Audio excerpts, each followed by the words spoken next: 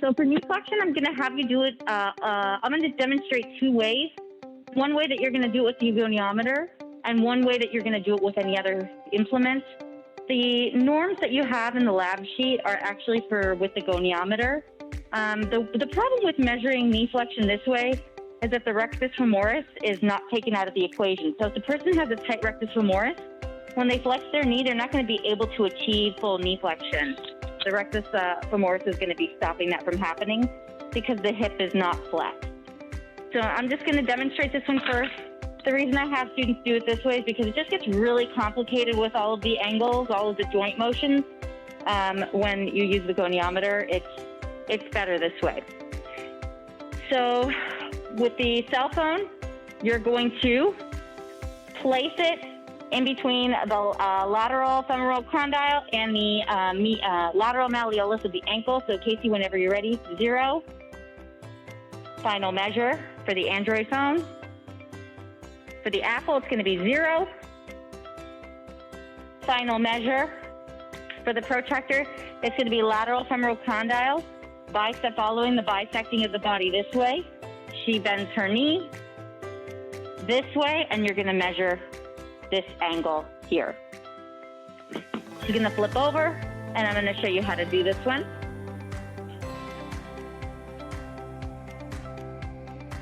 So I would place this over the lateral femoral condyle, the fulcrum. The stationary arm goes in line with the greater trochanter, and the movement arm still goes in line with the lateral malleolus.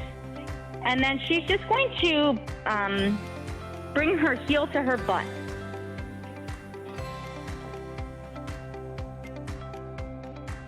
So she measures about 148 degrees of knee flexion here.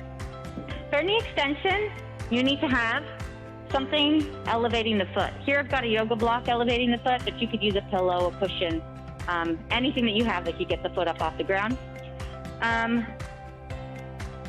She's got a little bit, you can already see a little bit of the extension here. Anything between 0 and 10 is normal. Anything past 10 is considered hyperextension. So this looks kind of natural. I don't know that we're going to get much more after she extends. I'm going to put the goniometer in the same spots I did for knee flexion. So lateral malleolus, lateral femoral condyle. The fulcrum goes over the lateral femoral condyle.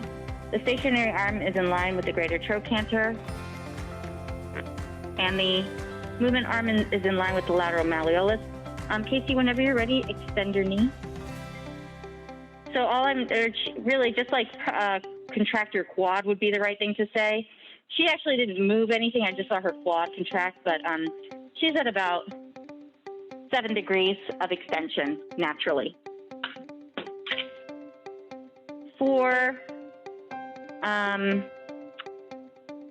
the cell phone, you would 0 on the line that bisects the body, and then you would tilt to make it meet the angle for, you'd have them contract. Go ahead, contract. And then she didn't move. Most people aren't going to move. And this would be the angle, whatever the change is from here to here. Same thing with the Apple. Going to follow that line, contract, and